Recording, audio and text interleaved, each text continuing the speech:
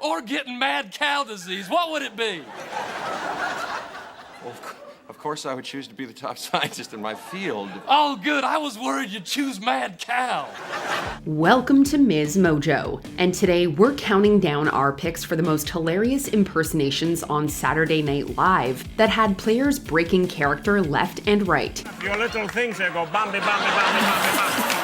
Oh, I spilled that. Number 20, Bowen Yang as Saja Boys' Genu. I like K-pop demon hunters. Oh yeah, that's supposed to be really fun. Yeah, have you been watching it a bunch with your kids? I don't have kids. Given the ubiquity of K-pop demon hunters, an SNL skit based on the animated movie was a long time coming. It finally happened on the first episode of season 51, when Bad Bunny returned as a host. In the sketch, the famous rapper is joined by Mikey Day, Sarah Sherman, and Chloe Fineman, who play typical adults at brunch. The La Canción singer's character, Thomas, brings up his love for K-pop demon hunters. The grown-ups can hardly take the film seriously until Bowen Yang shows up as the movie's resident demon hottie, Genu. I'm talking about him. It's the demon Genu! Yes, it is I, Genu, leader of the Saja Boys. Whipping out his mic, he starts singing Soda Pop, and poor Chloe cannot keep a straight face. Even Mikey, who rarely drops the act, breaks into a smile. Well, clearly that didn't do anything.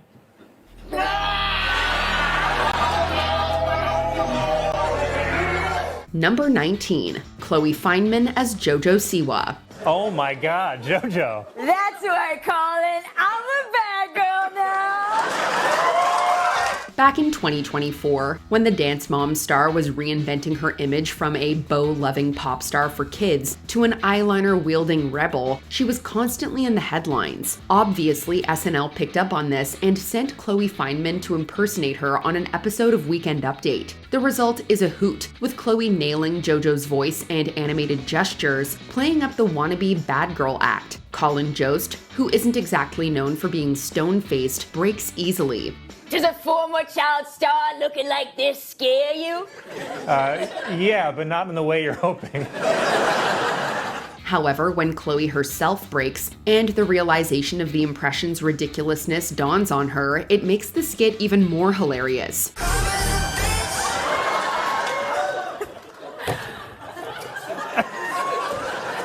Number 18, Phil Hartman as Frankenstein's monster.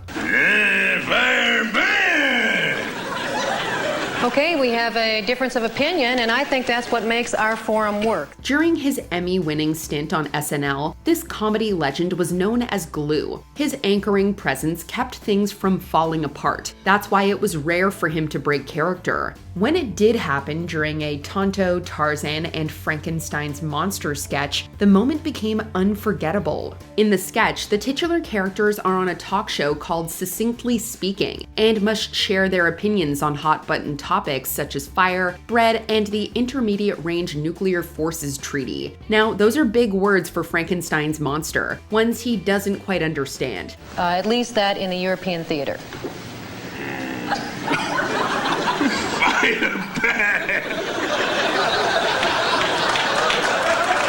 So when Hartman's character has to dodge the question, his composure cracks, making everyone else break too. From Quest for Fire.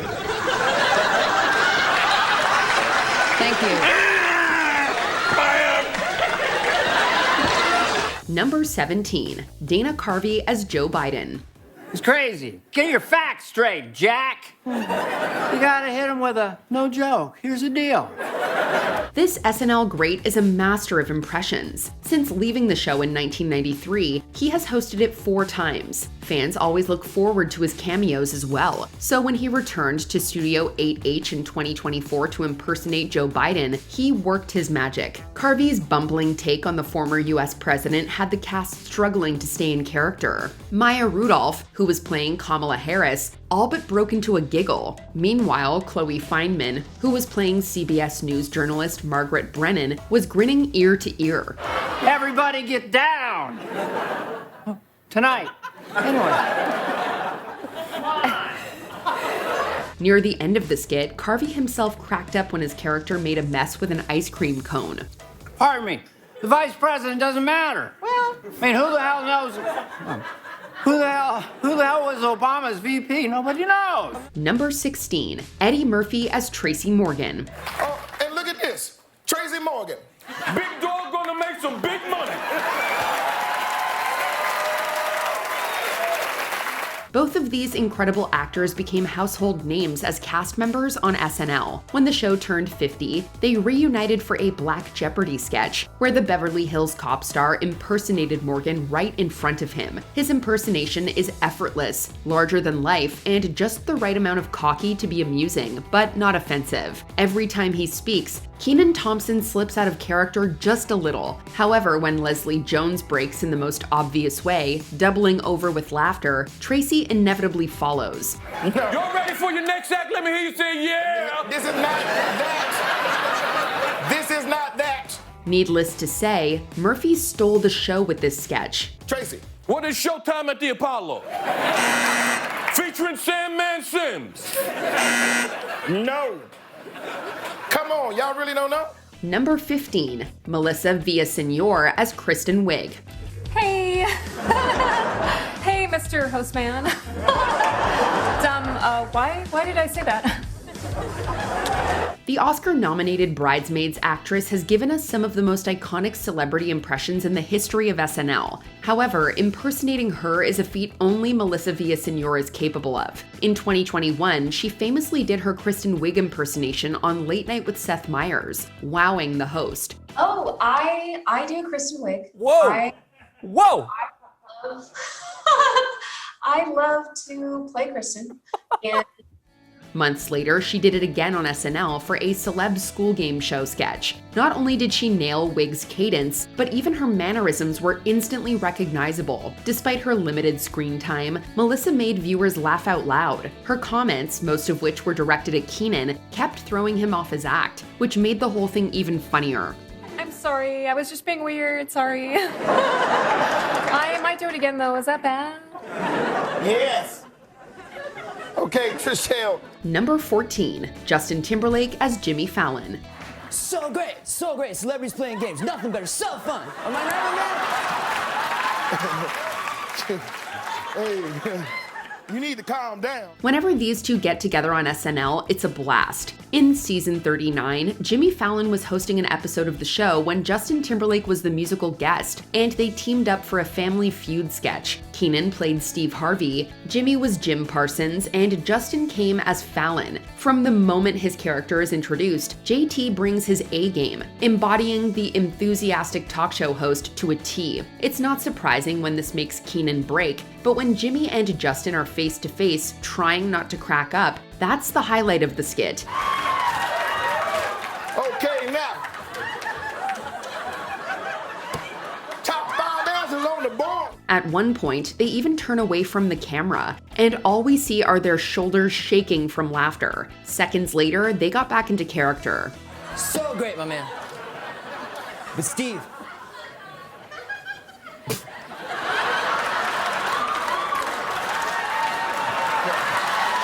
Number 13, Will Ferrell as Harry Caray. Hey, Linda! What was it like inventing the space shuttle? I didn't invent the shuttle. Well, I wonder, whoever did made a lot of money. The Anchorman star has impersonated the famous broadcaster several times on SNL, most popularly in his Space the Infinite Frontier series of sketches. In one such instance, he was joined by Jeff Goldblum, who played an astrophysicist being interviewed by Caray. The Jurassic Park actor gets so baffled by some of Ferrell's bits, he inevitably breaks character. We all know that the moon is not made of green cheese. Yes, that's true, Harry. But what if it were made of barbecue spare ribs? Would you eat it then? What? In another installment, Will's Harry is joined by Joan Allen, who plays former NASA flight director Linda Ham. The Oscar-nominated actress starts out strong, but can hardly stay in character as Ferrell's act gets more and more eccentric. We can't blame her though. Few can keep a straight face in front of Will Ferrell. The Viet Cong knew that. That's why they use sleep deprivation as a form of torture.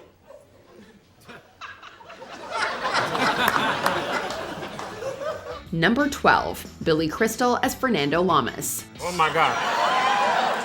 You see this? Look at this. Looks like Dorothy Lamour from behind. On the way to the commissary, I'll tell you that. It's marvelous. The multi-Emmy-winning actor's impression of the Argentine-American superstar was one of his signature acts on SNL. The Fernando's Hideaway sketches, where Billy Crystal's version of Fernando Lamas hosts a talk show, were particularly riotous. So when pro wrestlers Hulk Hogan and Mr. T hosted SNL in season 10, they had to stop by Fernando's Hideaway. Unsurprisingly, the legendary comedian gets them good, making them break hard. I was at a Hollywood party where this was an hors d'oeuvre, if you know what I'm saying to you.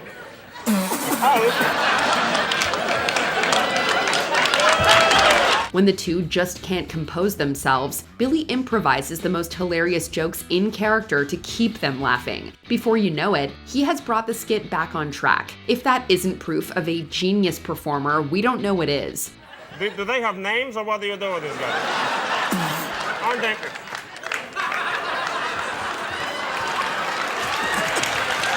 Number 11, Kate McKinnon, Maya Rudolph, Bowen Yang, and Kristen Wiig as ABBA. Kiss for me, kiss for you. They are wrapped in red and blue. Kiss for me, kiss for you.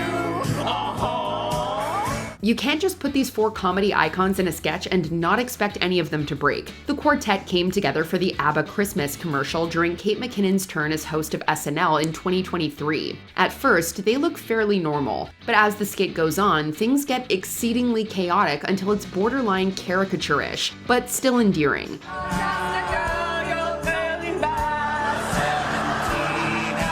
Don't have a boyfriend. You are so big, Halfway through the act, the cast members seemed as eager to make each other laugh as they were to get the audience's approval. Kate was making Kristen break, Maya's expressions had Bowen struggling to stay in character, and everyone was a giddy mess by the end, even James Austin Johnson. This is exactly how we like our SNL.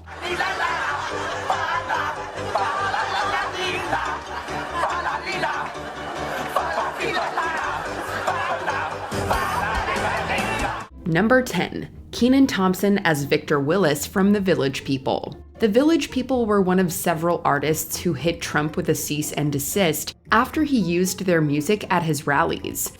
Yeah, I'm talking to you. I said stop it.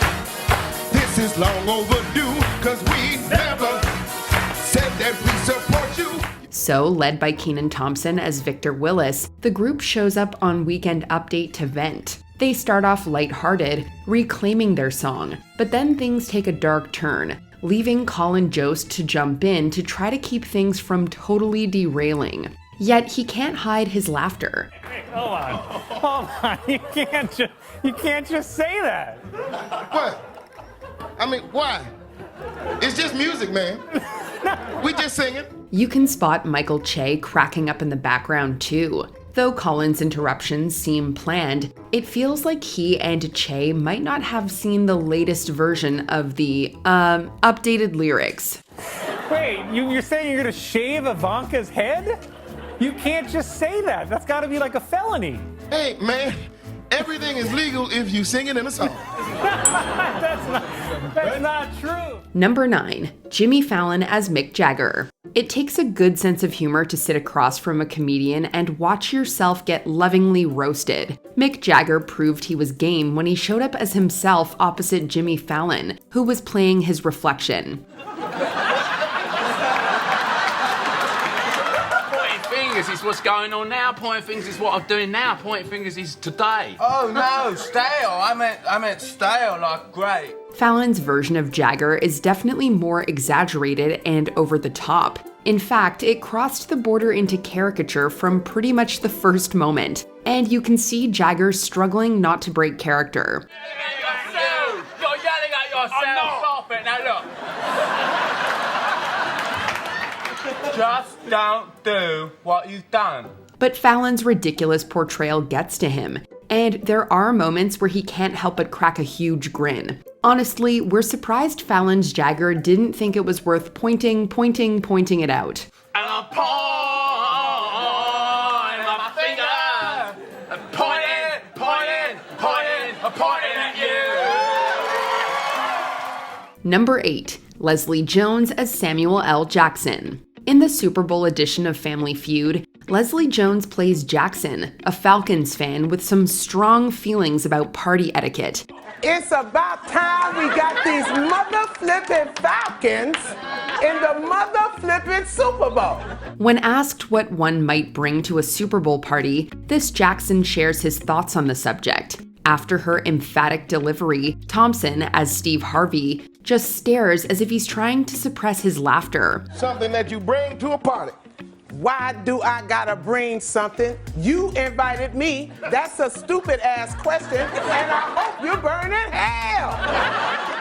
Meanwhile, McKinnon seemingly tries to turn her reaction into a quirky character trait, but Leslie just laughs. All we can say is, if Jackson's coming to your party, don't expect him to bring anything but himself. And you'd better thank him for it too. Look here. I don't know who brought you up in here, but I'm watching you. Number 7. Kenan Thompson as David Big Papi Ortiz. Kenan has given us so many classic characters on SNL, and his take on David Big Papi Ortiz created an instant legend. Chicharrón de big steak.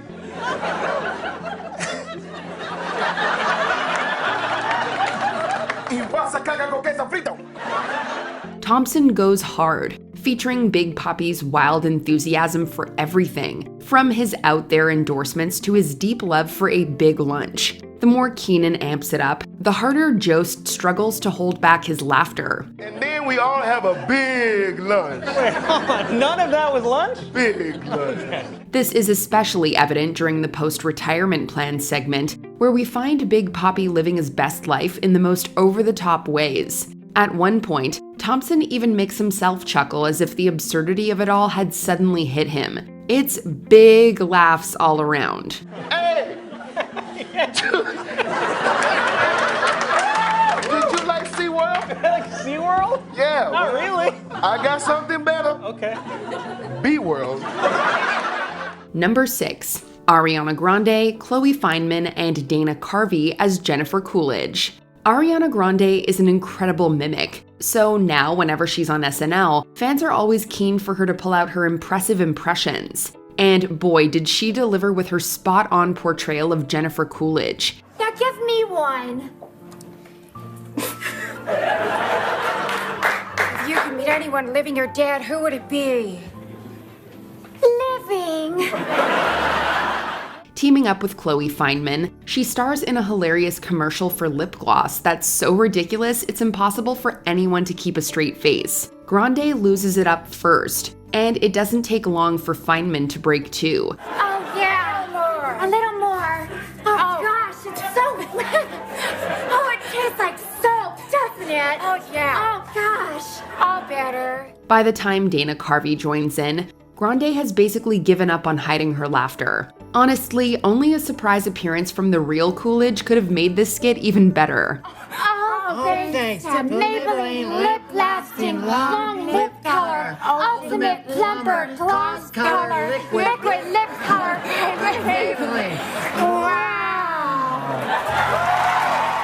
Number 5. Kenan Thompson as LaVar Ball.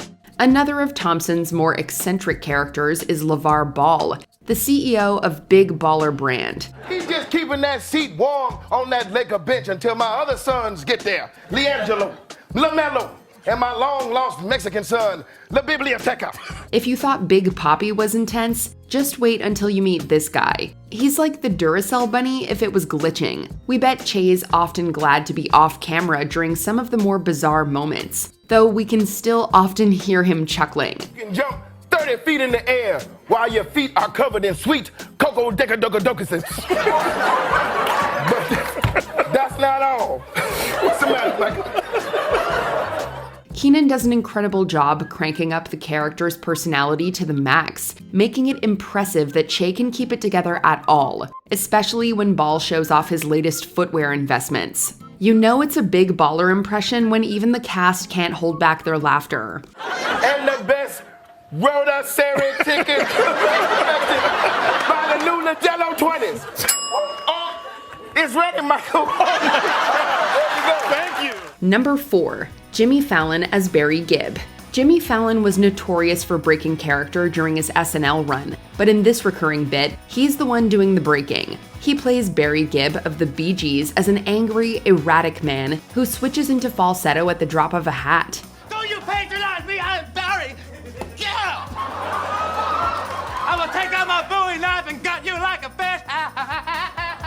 Justin Timberlake plays his brother Robin, who speaks in short, deadpan sentences. The sketch is filled with hilarious moments, and it's clear Timberlake thinks so too. I grew up on the streets of Sydney. And no matter where I am in the city, I'm never more than 5 seconds away from a god. As Fallon's performance gets more unhinged, it becomes tougher for him to keep his cool. Honestly, watching him try not to break is just as entertaining as the skit itself. We loved seeing this classic return for season 49, and nothing had changed. We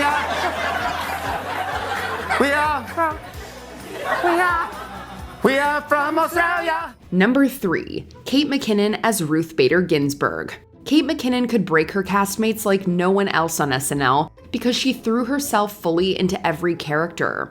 You know how Aquaman can summon fish? I can do the same with rescued pit bulls.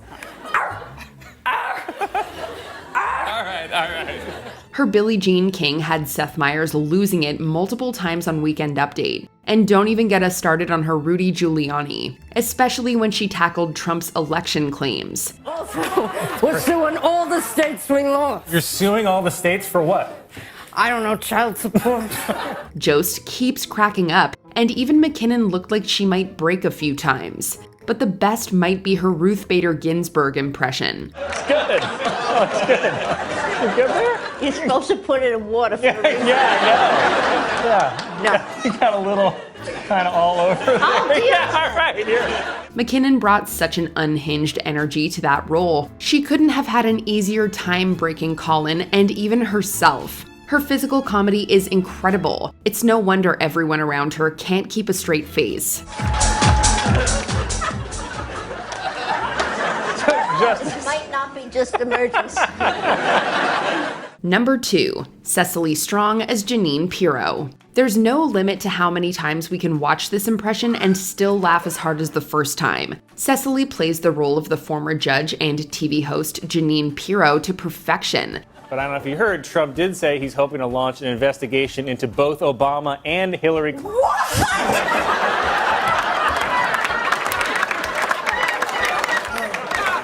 From her outlandish claims to her booming voice, that sounds like someone turned up the volume to max and broke the dial. This sketch was never going to go as planned. But it's Pirro's love for a drink that really gets to Colin, though we can't imagine why. And I'm going to hold your arm for this part. Yeah. By ignoring the subpoenas, Trump might actually give Democrats more reason to impeach.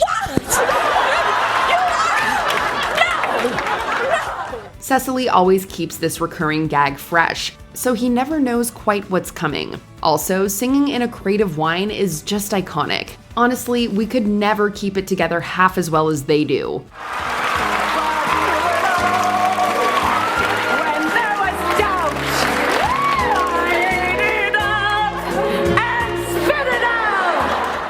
Before we continue, be sure to subscribe to our channel and ring the bell to get notified about our latest videos. You have the option to be notified for occasional videos or all of them. If you're on your phone, make sure you go into your settings and switch on notifications. Number 1. Ryan Gosling and Mikey Day as Beavis and Butt-Head. You know a sketch is hilarious whenever Heidi Gardner, who basically never breaks, can't hold it together. She starts strong, but the second she sees Ryan Gosling dressed as a Beavis lookalike, she completely loses it. Can you move the seats?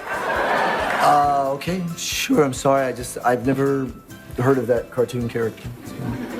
Ever the pro, she pulls herself back until she catches sight of Mikey Day as Butthead's double. And that's it. Gardner's laughing fit eventually takes everyone else down too. Maybe it's this Beavis person, I don't know. I don't watch much television. I have an incredibly busy life. Yeah, I'm very busy too. The premise is so simple and goofy that it seems destined to fall apart from the original plan. Watching the cast collapse into giggles only makes the sketch better. And come on, we're all a little shocked that Gosling wasn't the first one to go. You don't know each other? No. Hi, I'm Dean. I'm Dean. Jeff, nice to meet you. Nice to meet you too. Should a good impression be accurate or funny? Let us know in the comments.